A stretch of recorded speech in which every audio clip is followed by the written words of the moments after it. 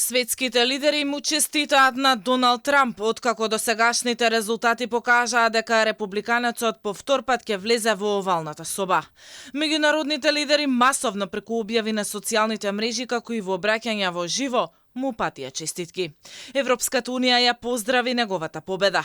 Председателката на Европската комисија фон дер Лајен му порача дека со нетрпение очекува повторно да работи со него за унапредување на силната трансатлантска агенда. Европската унија и Соединетите Американски држави се повеќе од обични сојузници. Ние сме обврзани со вистинско партнерство меѓу нашите луѓе, обединувајќи 800 милиони граѓани.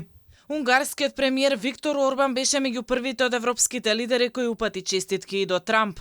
Тој ја нарече неговата победа најголемото враќање во политичката историја на Соединетите Американски држави. Најголемото враќање во политичката историја на САД. Честитки до председателот Доналд Трамп за огромната победа, многу потребна победа за светот. Францускиот председател Емануел Макрон во честитката истакна дека е подготвен да работи заедно со САД како што тоа било во изминатите 4 години.